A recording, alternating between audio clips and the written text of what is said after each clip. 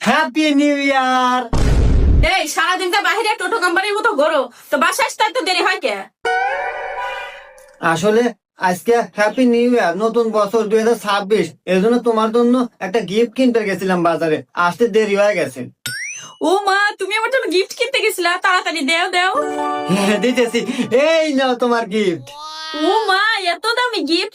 দাঁড়াও, তোমার জন্য একটা গিফট আছে। তুমি আমাকে এত দামি একটা গিফট দিলা, আর আমি যে তোমাকে সামান্য গিফট দিলাম, তুমি মন খারাপ করো নাই? আরে না, কেন মন খারাপ করব? এই সামান্য গিফট আমার কাছে অনেক বেশি, আর আমিও তো খুব একটা দামি গিফট দেই নাই।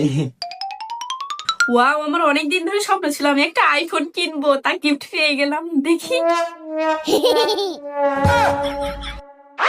15 দিন তুমি গোসল করো না, তাই সাবানা সোবা দিছি, গা ঘষে ডুব দিও, গাওতে গুগু গন্ধ।